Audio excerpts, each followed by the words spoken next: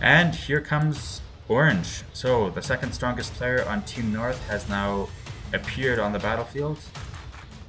And not just with anything, but a huge number of trebuchets. And let's see if I can switch to purple. And Team South is now below in the scores. Alright, so yellow and red playing who has Dravidian elite elephant archers. Great combination. I'm now holding the line, and Team South is decidedly on the back foot. And it would turn out that I wasn't the only one who had this thought, and so we'll see what Team North has in store for Team South in terms of landings at the back of bases. But a new front has emerged. We see here that red, noticing that this front line is for the most part stable and not really going one way or the other, has decided to open a different front. Meanwhile, green has started to drop water, and he does something that is just absolutely hilarious. He has troops loaded on transports as well as a fleet. With the fleet, he plans to attack the trade line, and with the troops, he will land behind enemy lines. So it really is an extraordinary double raid back here. But that is not all. He drops Shotels here. I mentioned earlier they were not done with their raids, and gloriously I have some longboats right next door which could have stopped this. You can see that these transports are so low in health, and they just barely managed to land on the mainland. And so here we have 34 Shotels behind enemy lines, ready to cause havoc just as the trade line is being cut. So a genius move by green, and Team North continues to be in the lead.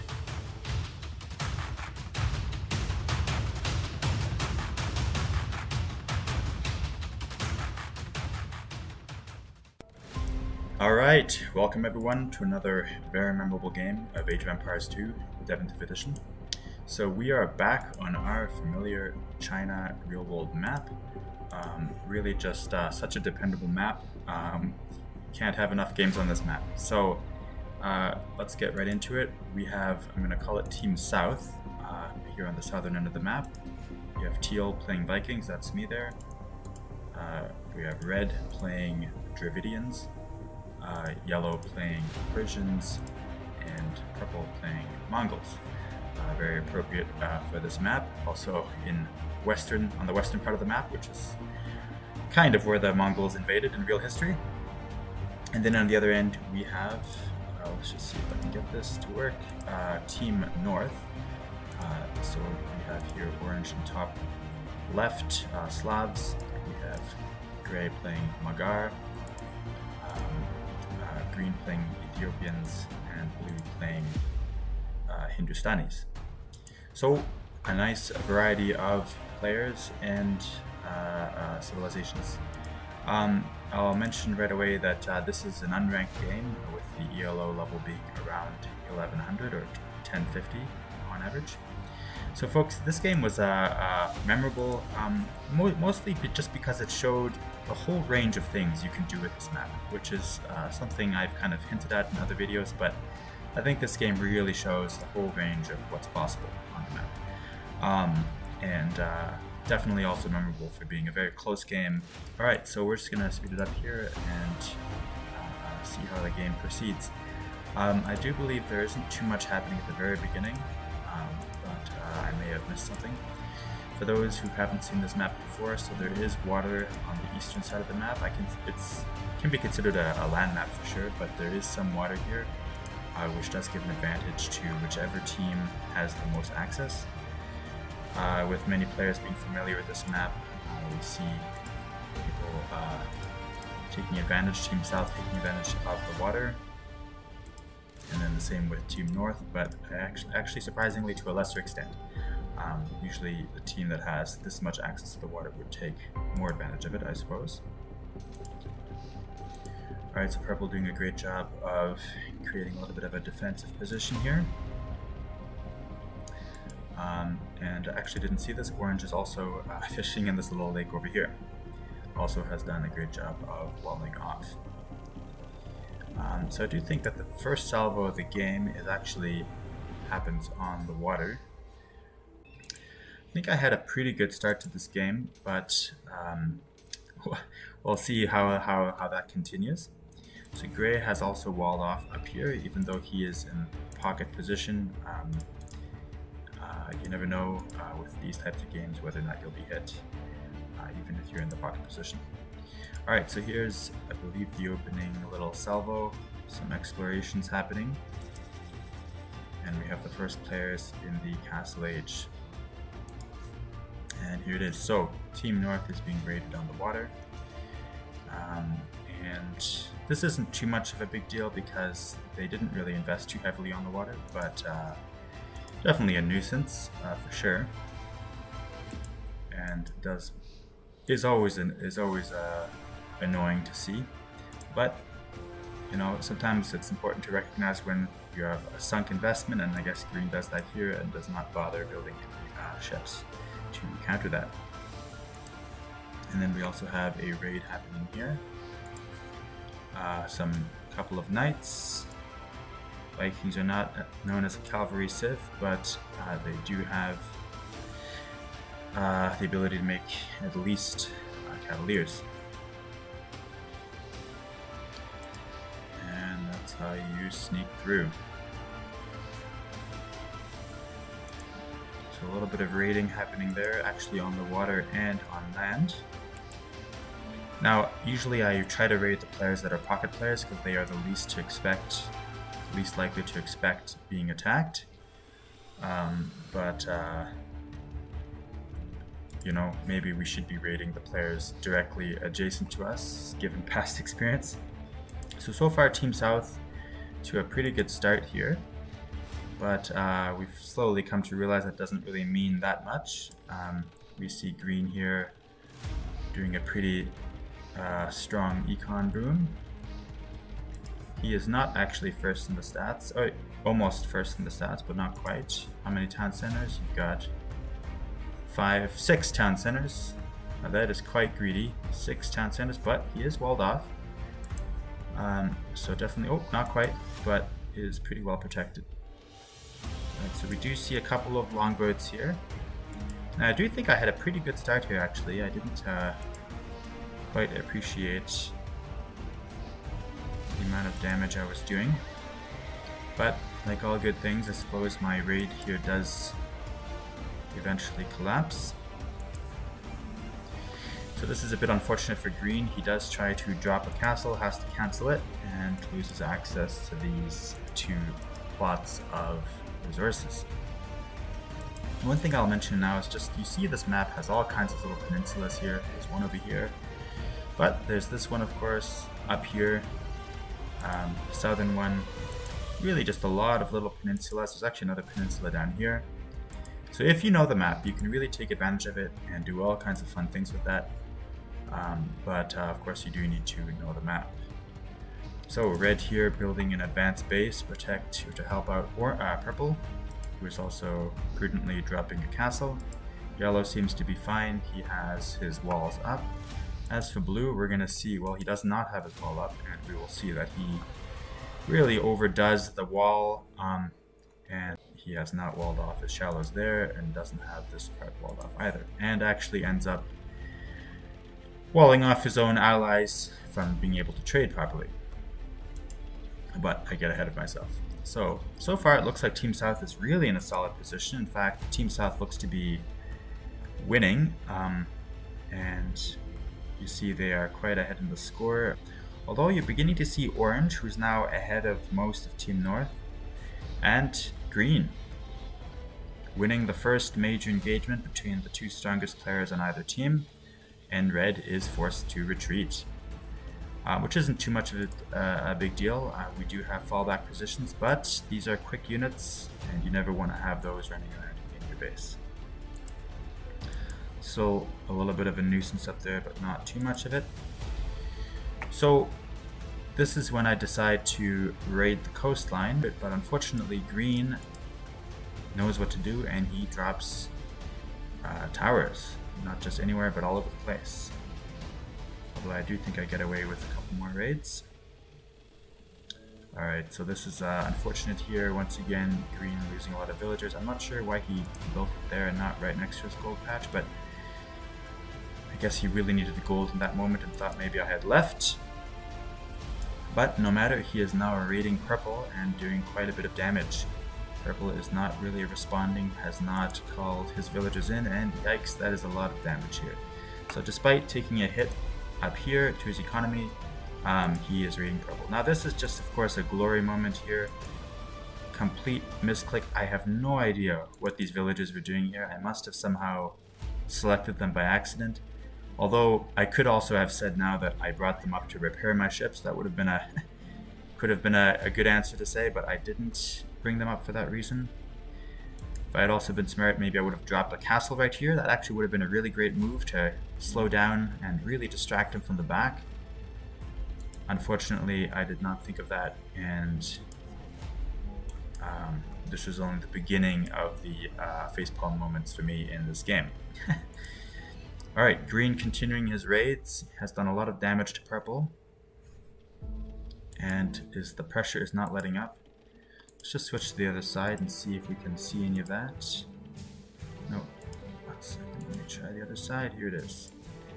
So I have very negligible land forces. Yellow has no army at all to speak of so far. And purple has been really severely hit. So green is now single-handedly just rampaging through Team South. These entrances are not walled off. The southern part is walled off, but not these two bases up here. And these fully upgraded elite Shotel Warriors are causing all kinds of damage. Of course, now here come the Persian fully upgraded cavalry, so a nice engagement, but the Shotels had a good run, but I think that is the end of their current raid, but not the end of them overall. And he even manages to sneak in here. I'm not sure how he did. That's how he did it. Broke through the gate and is now raiding red's base. So purple, yellow, red. Team South is actually, despite still being ahead in the score, they are taking economic damage. However, we have dropped this market here, and hopefully we will benefit from that trade-wise. Alright, red is slowly getting stronger. Unfortunately, let's see if we can actually get these colors to align. They do seem to be aligned, that's great. So not maxed out, you can see he's massing trade cogs now, and he's about to get our trade line up and running. So Team South is still ahead, although not too much coordination here. Yellow coming though to help out the southern allies here in getting rid of these last Shotels. But we still have a couple more running around.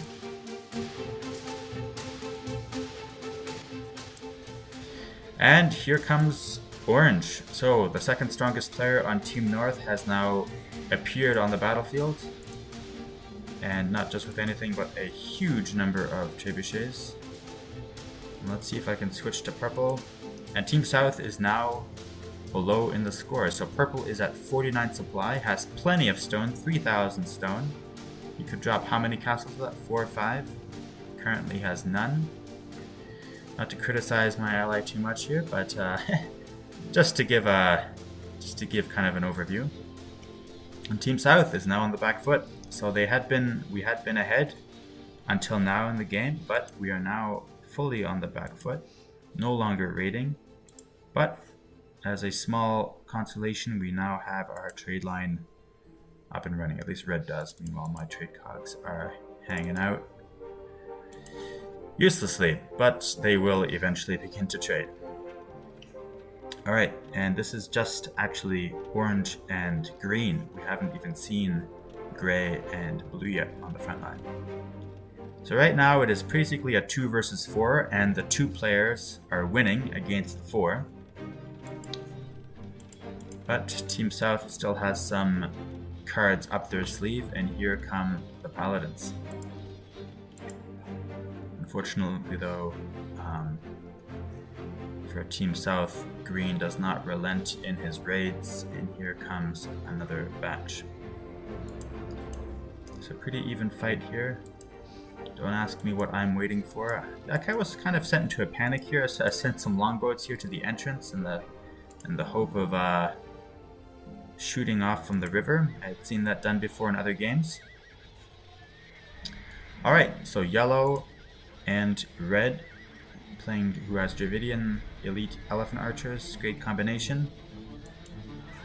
I'm now holding the line. My force is taking a royal break. Not sure what was going on there. Purple unfortunately has no troops. So neither purple nor blue have too many troops to speak of. And Team South is decidedly on the back foot. So it was in this moment in the game that I was really wondering to myself, you know, things don't look that bad, but, you know, are we losing badly here? And so my mind started to go to what can you do in this position to turn the tide? And the thought occurs to me that I could maybe do a landing on the back of their base. It's something I've been meaning to do. There is this peninsula back here. Maybe there's a way to raid gray and green even from the back and cause all kinds of damage. So let's see how that plan goes. We're not there yet, but... And it would turn out that I wasn't the only one who had this thought. And so we'll see what Team North has in store for Team South in terms of landings at the back of bases. So this seems to be going relatively well, but of course I think I lose track of these archers and they proceed to die. So that is the end of that force. Meanwhile, the western frontier is definitely going badly for Team South. The eastern front seems to be fine. Yellow has walled off for the most part and is now beginning to try to raid green. So actually, yellow is doing fine. I wouldn't say he's maxed out, but he is... No, he's not close to being maxed out. I'm so grateful these colors are actually aligned. Okay, so red is almost maxed out. So am I, although with only a very small force. And on Team North, we'll go see quickly.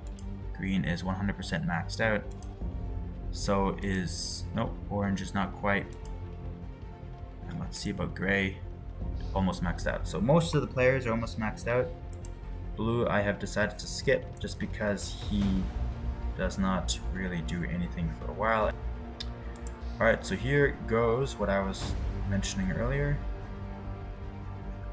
We have a transport sneakily making its way up this way. I'm aware that there could be warships and other things here, so I avoid the coastline. And my hope is to spring a surprise on Team North. But despite a couple of sneaky tricks here, Team South is decidedly on the back foot. We do have trade line going here, but the Team North also has a trade line going and are prudently dropping castles next to the shallows, which is where a trade line could be cut off by fleets. So this is something I just wanted to mention, because it really is something that you can do on this map. When you see, depending on where you are, the trade lines will always be passing across the shallows, so that is where you need to hit with fleets. But if you're the other side, it's of course good to have castles there, and that will do a great job of destroying the enemy fleets. Alright, so this front is more or less stable. You have the hints of an attack, but it is not quite happening. And most of Team South is now focusing on this front line down here. Still not fully upgraded. So these are Viking arbalesters. They should be... Oh, this is just painful. Why are they not attacking? Ah, of course. Misclicks of misclicks. And here we have Ethiopian siege onagers coming to the battle together with Orange's dropped castles. But a new front has emerged. We see here that red, noticing that this front line is for the most part stable and not really going one way or the other, has decided to open a different front, and seeing that this was not walled off, has decided to break through here. And I can only imagine this has really surprised Orange, who does not have any troops up here. All of his forces are concentrated down here. So this is something you can do on this map. There are always different ways of attacking your opponent.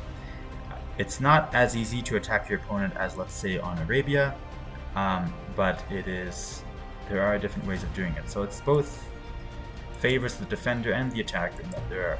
For the defender, you can wall off a couple of shallows and your base is walled off. For the attacker, there are different ways of making your way in. Something I didn't show here is that my villagers had dropped over here and then wonderfully gone for a nice hike down here. This is because, so I'm being sarcastic, they should not have gone down there, and that's why you saw them walking back. This happened because of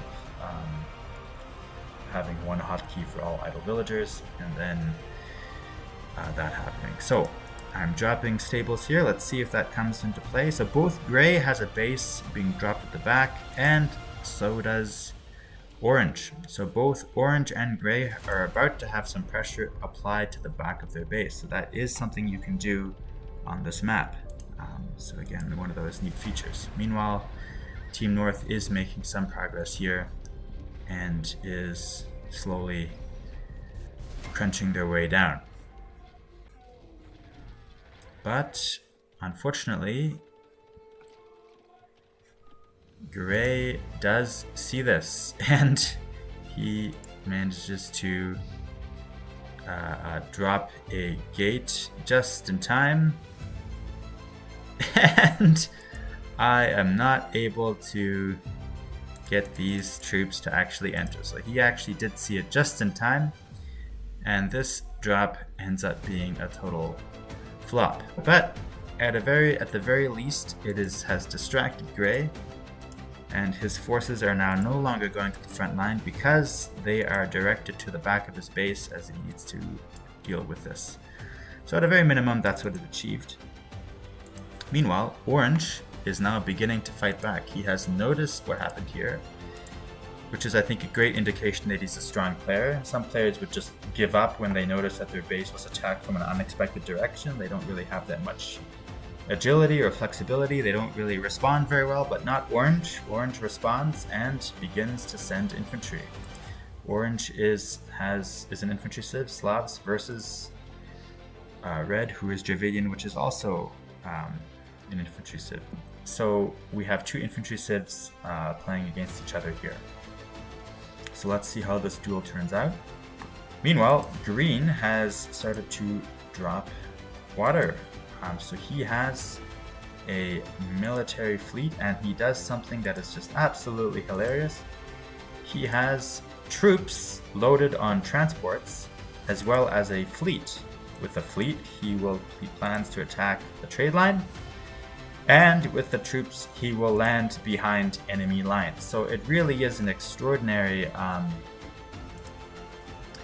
double raid back here. Meanwhile, my own trade cogs do something absolutely hilarious. I had dropped some docks up here, and then my cogs immediately decided that this was the better trade route to go to the far dock, which is not what they're supposed to do, and they very nearly got destroyed. So you could almost call that 3 flops for Team South all in one. So here comes Green, and he's about to raid the trade line. So that is something you can do on this map. You can raid your opponent's trade line. He knows the map, he knows there's a little hidden island back here, and he raids this trade line. But that is not all. He drops Shotels here. I mentioned earlier they were not done with their raids, and gloriously I have some longboats right next door, which could have stopped this. You can see that these transports are so low in health, and they just barely managed to land on the mainland. And so here we have 34 Shotels behind enemy lines, ready to cause havoc, just as the trade line is being cut. So a genius move by Green. and Team North continues to be in the lead. My landing back here has failed, and red is now being held at bay. So things are really not looking good for Team South at the moment right now. Purple's base has been virtually destroyed. The Southern allies are being raided back here. Our trade line is cut. We continue to be pressed hard on the front line. Things are not great for Team South, but you know, they're not dreadful either. At a very least, we are holding our own. And actually, it looks like we may have even we may even have the upper hand here right now. So, attacking here and there. So green doing all kinds of damage here, taking down my villager count quite impressively. I'm down to 91 villagers, but have a decent bank, not an amazing one, but a decent bank. And so that really is so key in moments like this, that if your trade line gets cut, if you get raided, having a bank like this can be a saving grace. And it looks like red also has something of a bank, although is now out of gold, although it thankfully still has all kinds of gold units and is still maxed out. But not a great shape for Team South. So let's see how this proceeds. If you really look at it though, it is green, gray, and orange fighting blue. Continues not to have played much of a role at all so far. We'll see if that changes. Does have some ships, does have some units, but has not attacked yet. So red is not discouraged by the fact that this is not as easy as it might have seemed at the very beginning, and he continues to press the attack. Orange, however, staging a very impressive defense here. Again, many players would have just completely surrendered, but not Orange. He spreads out his base, moves to the center of the base. He also builds up in this corner back here and begins trading on the water. So Orange, despite his base being attacked from the south here, is now also trading on the water. Meanwhile, Team South has now managed to destroy Green's fleet, and it looks like the trade line is about to go back in action. We have saved.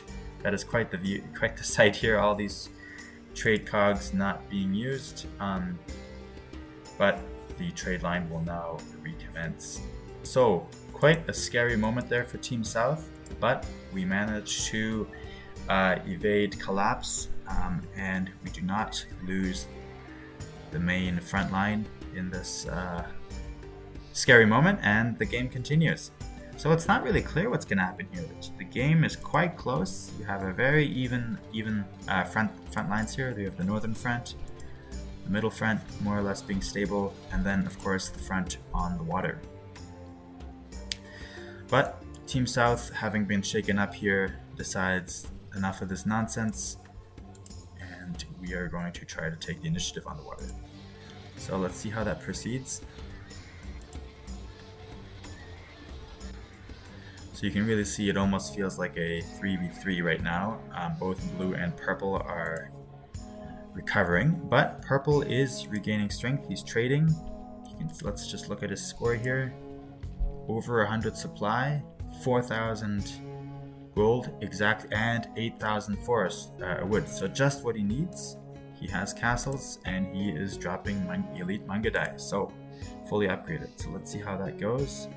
Blue is also trading, also has a force, and continues to hint at an attack, but the hammer does not hit yet. So still not clear at all who's going to win this game. Although both teams being both very threatening and being under threat in different ways. So green definitely using his onagers in absolutely dangerous ways, and the better for worse, we're going to see more of that later in the game. So this is quite interesting here. Orange is trading quite heavily on the water.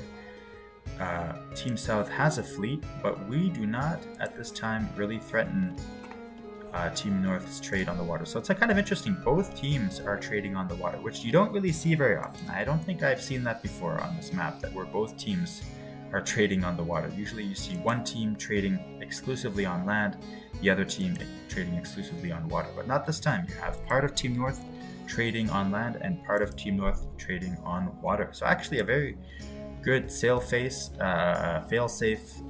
mechanism. Quite impressive actually. But Team North continues to be ahead, although they are being slowly pushed back here on the front. And Team South is making inroads. And I remember playing here and thinking, we're behind in the score, but we seem to be winning. So I wasn't too worried. I really was pretty confident that we're doing well. But who shows up? Blue, at long last, breaks through. He snuck through somewhere there was a gap in the wall. And Yellow, our one player here on the front line who had been hit many times but was doing fine, is now seriously under threat. But has a deep bank and is a very strong player, and he's not letting that scare him off, and has actually single-handedly dealt with this. He didn't actually need any help.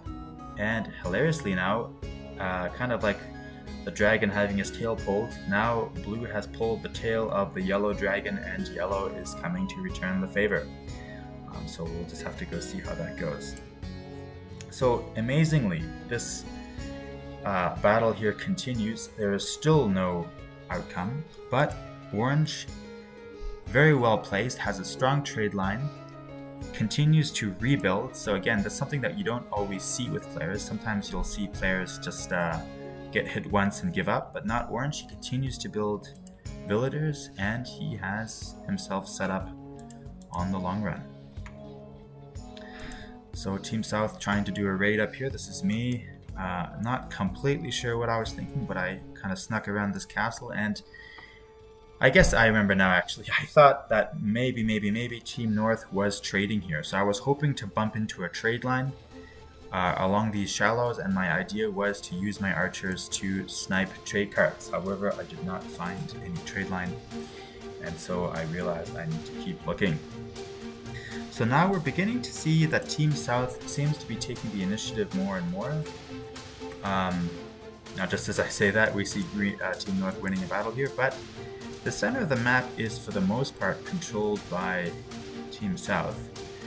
And Team South is beginning to raid different parts of the map. You see Red continues to put pressure up here.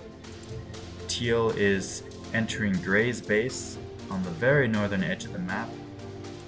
And Team South also continues to dominate on the water. And Yellow is knocking on the door of Blue. So Team South, even though they're technically still behind, are beginning to look more and more threatening. So maybe turning the tables here on Team North. So the question is, can Team North maintain their lead, and can they make a significant breakthrough on one of the fronts, either on water, in the center, or in the north? So that is the question. Let's see how that turns out. So we're going to switch back to green here. Green continues to be maxed out, very low on gold, but you see he has 66 units, so it's not that he doesn't have any gold income. He has a huge gold income. He's just spending it on very expensive siege units. And I couldn't see their chat, but this is where green, I suspect, is highlighting to blue, listen, you have blocked off the trade line. What's going on here? What have you done with your walls? So I can't know if that's what he said, but I'm seeing these trade cogs really clustering here. And yellow, as I was mentioning, the yellow dragon with its tail having been pulled is now breaking into blue's base. So this raid has been dealt with, but now blue is taking a hit down here. Not completely clear what Team North's plan is, but for sure they are not idle. We see green building a fleet again. Let's see what happens with that. And Team South kind of just holding their own and slowly making inroads here in the south, here in the north, and even in the center. So again, and there it is. Team South has now moved ahead in the score. So after threatening to do so for a very long time, that is more or less the moment that it's happened. But that doesn't mean that Team North is out of the game, not at all, not even close. And I think this is going to be a perfect example. I think these units all gloriously walk in and don't really fight back. I must have misclicked them here. So this game was definitely full of misclicks for me, no doubt about that. So it's really in this moment here where I can't help but wonder, Team North recognizing they're behind in the score, maybe this would have been a moment here to drop a wonder, because they can see they're on the back foot. It's not really clear that they have a plan to reverse the tide. So what is Team North's plan? So here we see that Gray is really beginning to awaken more and more and is beginning to use his units in the center of the map. However, Orange, if you notice, has for the most part lost his army. He is down to less than 20 military units, and I think all of them are C units. So he has actually, at long last, given up his opening base up here. It has been overrun by Red. And although Orange still has plenty of resources, still continues to pump out villagers, but he is basically giving up his main base and is rebuilding inside of Gray's base. So again, a sign that things are not going so well. Their player with the second highest score has given up his base. Blue has been destroyed. Do they have an answer? Well, we'll see. And even now, Purple as well, who had been out of action for a long time. You remember Purple and Blue were more or less at the same score. Well, Purple has now rebounded. He's been trading for a long time, and he is almost maxed out. So this is now no longer a 3 versus 3. It is quickly becoming a 4 versus 3 with Purple, Teal, Red, and Yellow putting pressure on Team North. In fact, we're now breaking through here and trying to get straight into green space. So Team North, things are looking actually really shaky right now. Team North's strongest player having enemy units walking straight into the middle and not very far from the trade line. The front line has now moved almost to these shallows. If this trade line gets cut off, they'll be down to just the sea trade, and we know that the sea trade is vulnerable to raids. A really great move here by Gray using the elevation with his light cavalry. So just like this was an infantry duel between 2 infantry civs, we see now 2 cavalry archer civs dueling over here on the elevations. The second duel of similar civilizations, I suppose, with Magar being pretty strong with light cavalry and the Mongols. So this is really an interesting duel here. This is one of those things I did not have a chance to see during the game itself.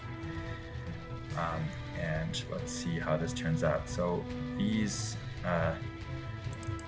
Sea Drams not really doing much, pretty much just dying, but absorbing some fire, and so helping Purple's cavalry archers.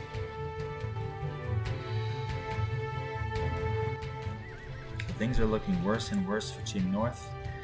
They are now losing the center of the map and are quickly being pushed into these final 2 bases. So can they reverse the tide from here? The situation is they're definitely under pressure here. You see Orange is dropping a wall to wall off this section. They have double walled. They have dropped castles all over the place. So they're really holding their own up here, making the maximum use of their space.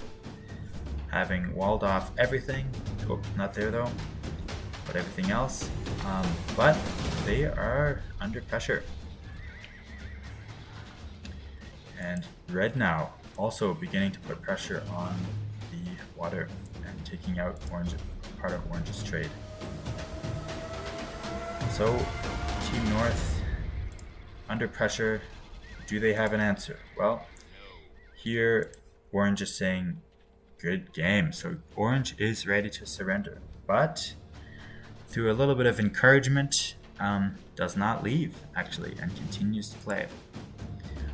So this is actually a really interesting moment here. Let's just do a quick scan we'll see that orange has 8,000 gold. So despite having just said GG, he actually has plenty of resources, a huge bank, plenty of potential to help out, and in fact has dropped all kinds of castles and production buildings. Not as many as he could, obviously, with this much, but to be fair, there isn't that much space, although there's a little bit of space here. This is really the luxurious flat zone without any elevation. This map, as much as I love it, has elevation all over the place. Every single base seems to be plagued by it, at least depending on the version of the map that spawns when you play the game. So anyway, he probably could have dropped a couple more buildings there, but he has a bank.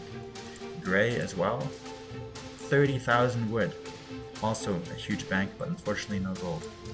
Green, the strongest player on Team North, 10,000 food, but no forest, has very much run out of woods. But if you think about it now, they have all the ingredients they need to win this game. They've got food, Gray has woods, forest, and orange has gold, even stone. So, even though they have been pushed back into the two northernmost bases here, they still have an active trade line, and all four of them are still in the game, despite blue being mostly inactive. And so they still have a potential to win here. So could they have dropped a wonder here and won the game like that? Maybe. Do they have the potential just to win the standard way? Well, we'll see. Here we go.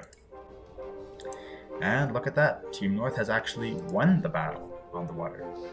So their last, or one of their last trade lines here being under pressure, but they do not lose that. And in fact, to the contrary, Green comes back for more fun and is now once again threatening Team South's trade line.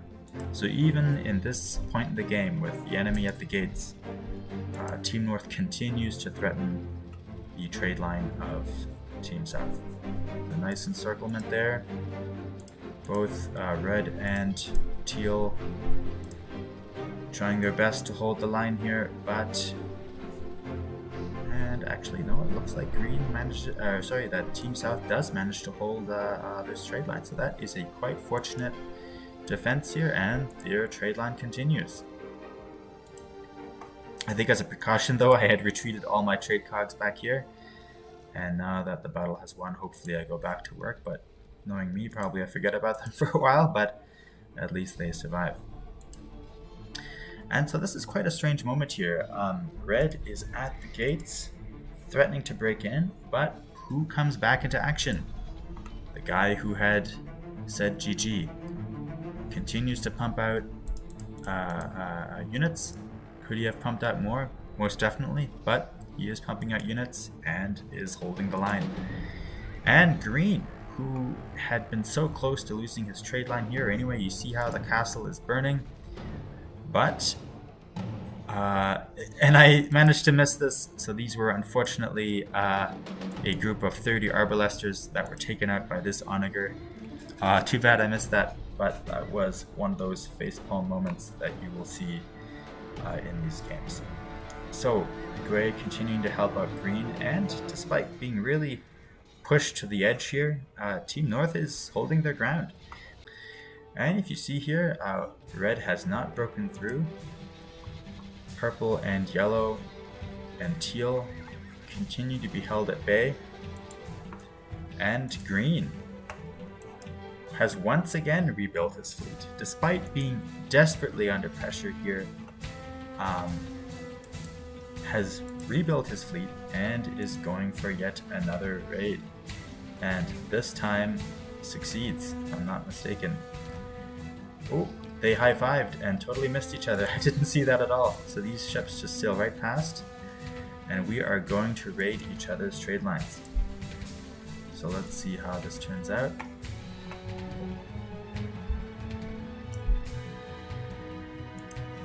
And we have one more duel here happening.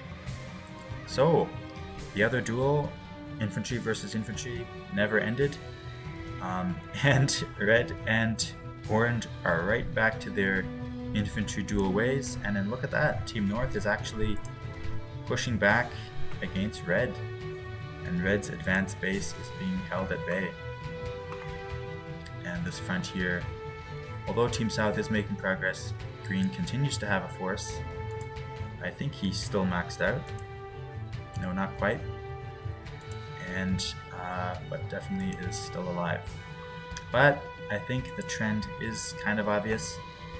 Team South is gaining strength more and more. You've got 3 or 4 players here. 4. Red, purple, yellow, and teal, all on the same screen, all pushing forward.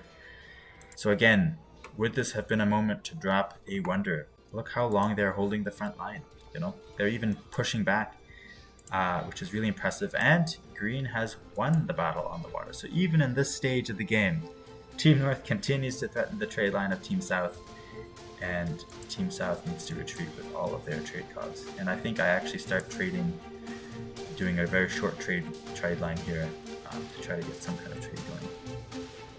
We do have these towers here that Red drops on the coastline to protect our fishing. So both sides do have sea defenses, which again shows you all the things you can do with this map. Definitely those types of towers are the way to go.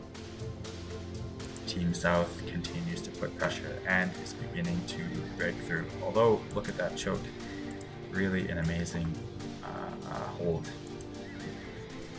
So all 3 of Team North, gray, green, orange, almost all of them still maxed out. And even now, orange continues to have a huge bank, and so does gray. And so probably would have still been possible right now to drop a wonder. But they decide to go old school and decide to fight it out. So this is again an example of what you can do in this game. You hide a fleet. He knows about this island. He expects us to rebuild our dock, to restart this trade line here. And so when we come to retake the island, he hopes to avoid our counterattack fleet here. But we know that he's probably hiding. He's done this before, and we actually find this fleet here. And I think I missed it, but at some point I sent longboats and was raiding this trade line. But maybe I will send another raid soon. So even, you would have thought that Team North would have been able to break through here, but that's not what happens. Orange, who had said GG, continues to have 8,000 gold and is holding the line. And this trade line too, with these 2 castles, is up and running. And Green, who has no wood left, practically, finds a way to get wood, puts pressure here and there. His economy is still running. He has protected his trade line and is still in action. So even now, it's not completely clear how this game will go. And here we are, Green's castle defending the trade line. He's under pressure and doesn't go down, but very close to going down. Not quite there yet, but just about. Wow, this one hussar really deserves a saga written about him taking down all these battering rams. So we'll see here that Team South goes again on the counterattack to raid Team North, and slowly Team North's invincible fortress here begins to look more and more vulnerable.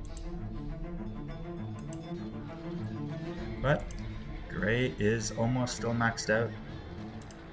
So is orange. I think he's above, no, not quite, above 200. His gold reserve slowly going down.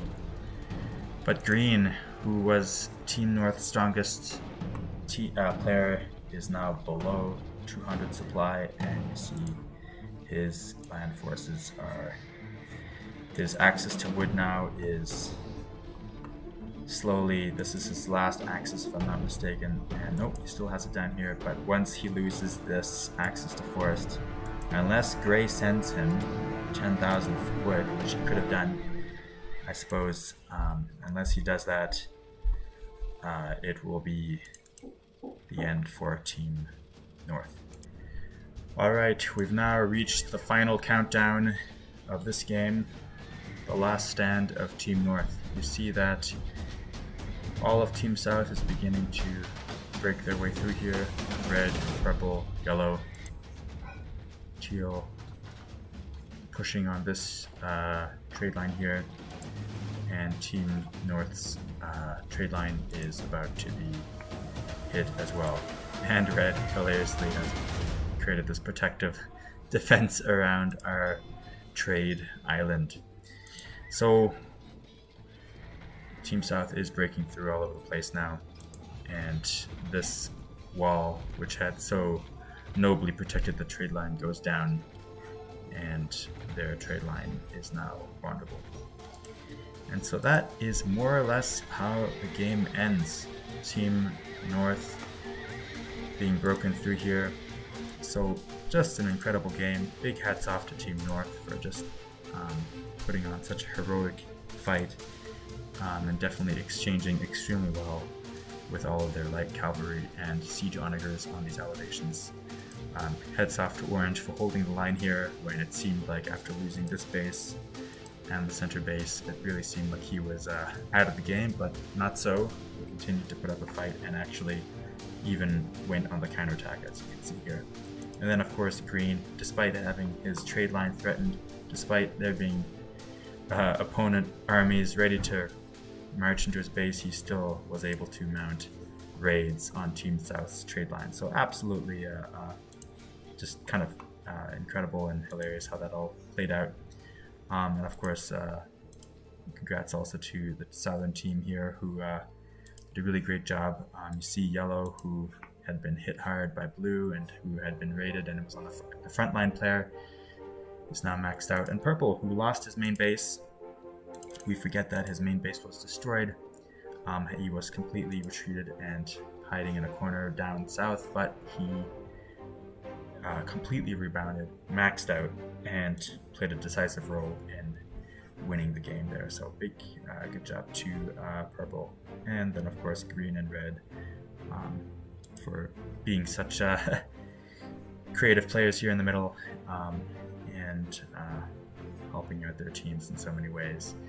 So yeah, just an all-around fun game, and just full of really funny things like those drops back here and up here, raids on the trade line, different angles of attack. You really saw the potential that this map has in terms of different ways the game can go. Let's go check out the stats quickly. So you see here Green, who was on the losing side, getting the crown for the most kills. All around really good stats, I think, from the different players. You see that everybody traded, even Blue here traded, so just really great results there. Pretty funny that Gray and Green tied on villagers, but otherwise just really great. Look at this Orange player who lost his base, thought the game was over, but he had the most castles, which just shows that he was a really great player. So you can see how the game went, all the ups and downs, back and forth, Team North and Team South leading and being behind at different stages, and I would say until very close to the end, still having a very clear shot at potentially winning. So big hats off to everyone in this game. Thanks everyone, I hope you enjoyed, and I'll catch you on the next one. Cheers.